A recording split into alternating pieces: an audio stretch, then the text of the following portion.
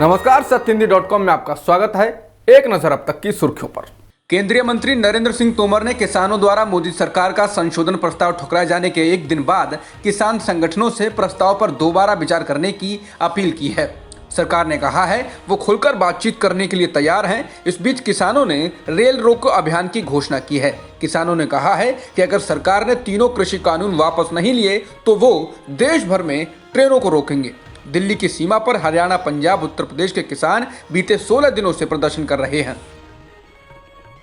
किसान अब supreme court पहुंच गए हैं। भारतीय किसान यूनियन भानु की ओर से कोर्ट में याचिका दायर कर तीनों कृषि कानूनों को चुनौती दी गई है। इस याचिका में अदालत से इस मामले में दखल देने का अनुरोध किया गया है। अदालत में कृषि कानूनों को लेकर 6 याचिकाएं पहले से लंबित हैं। अक्टूबर में सुनवाई के दौरान सुप्रीम कोर्ट ने केंद्र सरकार को नोटिस जारी कर उसका जवाब मांगा था। अब इन सभी याचिकाओं पर दिसंबर के अंतिम सप्ताह में सुनवाई होगी।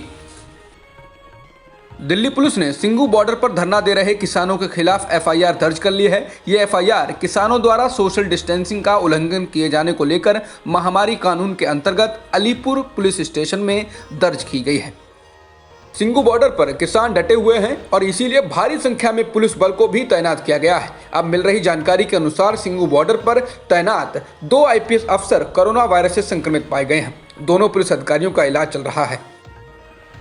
उत्तर प्रदेश के कुशीनगर में पुलिस ने एक जोड़े की शादी रोककर उन्हें रात भर थाने में रखा और सुबह तब छोड़ा जब यह साबित हो गया कि दोनों मुस्लिम ही हैं। दरअसल पुलिस को शिकायत मिली थी कि लव जिहाद को अंजाम देते हुए एक मुस्लिम युवक एक हिंदू लड़की का धर्मांतरण कर उससे शादी कर रहा है। मामले की जानकारी मिलते ही पुलिस मौके पर पहुंची और शादी रोक दी। 39 वर्षीय हैदर अली ने आरोप लगाया कि पुलिस उन्हें थाने ले गई और बेल्ट से पिटाई भी की। हालांकि जोड़े की शादी तब हुई जब आजमगढ़ से लड़की के भाई ने आकर पुलिस को बताया कि लड़की अपनी पसंद से शादी करना चाहती है और लड़की के घर वालों को कोई आपत्ति नहीं है।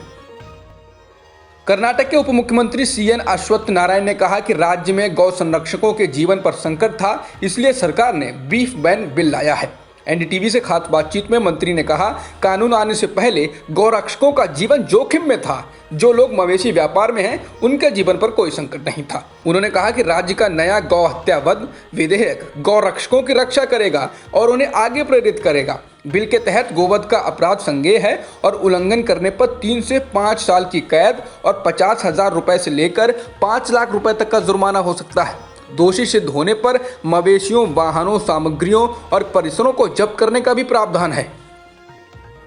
कांग्रेस और एनसीपी ने उन रिपोर्टों को खारिज किया है जिनमें कहा गया है कि विपक्षी गठबंधन यूपीए के चेयरमैन की कुर्सी पर सोनिया गांधी की जगह अब शरद पवार बैठ सकते हैं।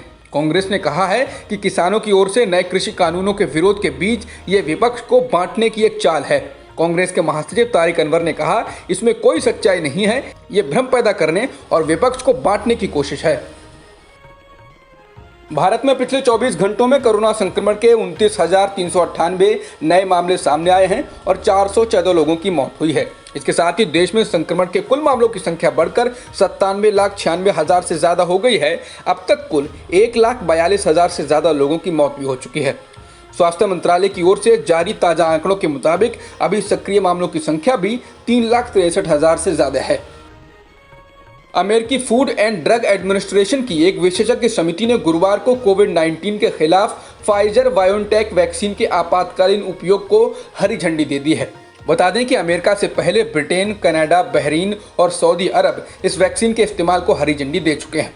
ये कंपनी पूरी दुनिया में पहली ऐसी फार्मा कंपनी बन गई है जो तीसरे फेज के क्लिनिकल ट्रायल के बाद बड़े पैमाने पर वैक्सीन का उत्पादन कर रही है।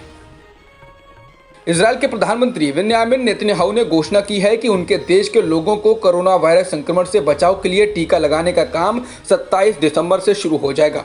इसी के साथ इजराइल अपने नागरिकों के लिए टीकाकरण अभियान शुरू करने वाले दुनिया के शुरुआती देशों में शुमार हो जाएगा। अब तक की खबरों में इतना ही।